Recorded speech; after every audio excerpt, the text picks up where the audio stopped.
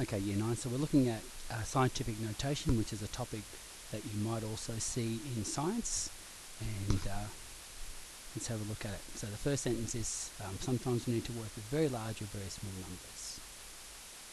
Okay, so looking at the next slide.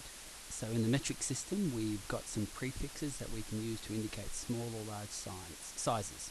So for instance, centi means 100th, milli means 1000, and kilo means 1000. So we have some prefixes that you should know. So if you need to copy that down, do so. And when you're ready, come to the next slide.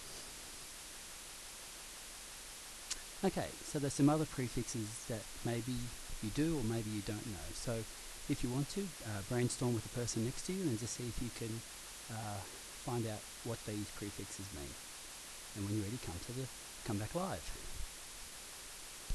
Okay, so nano are very small things, that's 10 to the minus 9.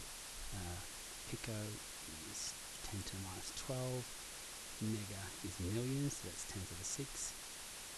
Giga is, I think it's billions, and tera is trillions, so that's 10 to the 12. So I don't think I've made a mistake, but if I have, we can correct that quite easily. So copy those down. So we've got these prefixes, they have meaning. Some are very small and some are very big. So when you're ready, come to the next slide. Okay, so in the metric system, we've got some conversions. So like if we have, say, for instance, kilometres to metres, we times by 1,000. Metres to centimetres, we times by 100. Centimetres to metres, millimetres, we times by 10. Or if you want to go from metres to millimetres, 110 is 1,000. And if you go back upwards, you just divide. So you can convert between units. So that's not so critical, we're not really focusing on that, but you can convert between units once you know what the prefixes mean. So instead of using prefixes, we can just use the standard unit, like whatever we're measuring. So it could be metres, could be litres, whatever. And we have powers of 10. So for instance, 1 kilometre is 1,000 metres, and 1,000 has 3 zeros, so it's 10 cubed. And so what we say is, this is the same as 1 times 10 cubed, and we call that scientific notation.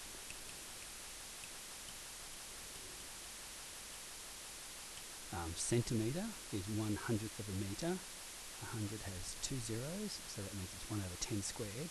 And if the powers on the bottom, we say they're negative powers, and that becomes 1 by 10 to the minus 2. So when we have small things, we have negative powers, and when we have big things, we have positive powers. So can you copy that down, and then when you're ready, come to the next slide. So here's the important thing. So when we write numbers as powers of 10, we call this scientific notation. You have to have a number in front, and it's written to 1 decimal place. So that's important. So big numbers have positive powers. So 5.2 by 10 to the 7 is 5, and you jump 1 place, and then you've still got 6 zeros to go. And when you've got small numbers, the decimal place gets to the left, and then you've still got 2 places to go. So negative powers are small numbers, and positive powers are big numbers. So what's the advantage of using scientific notation? So the advantage is it's a shorter way of writing the numbers.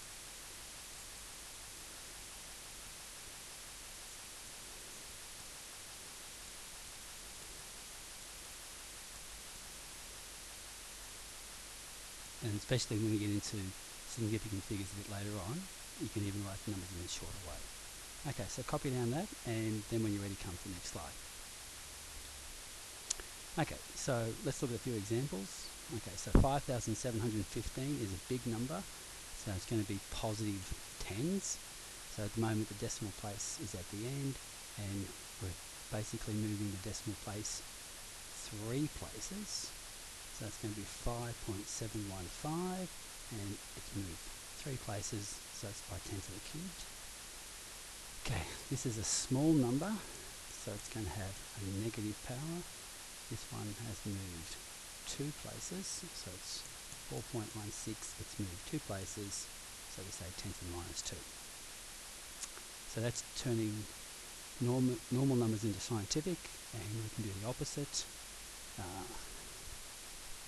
So I'm just going to hang on a sec. So I'm back, I just had to put a page extender on the board. Okay, so we've got a positive power, so the number must be big. It's got a 5, so we go 1, 2, 2 places, and we've still got 3 more places to go to 5. So it's 3, 6, 8, and 3 more zeros. And this one is a negative, so we're going backwards, make the number smaller. We've got 1 space to fill, so it's 0.0508.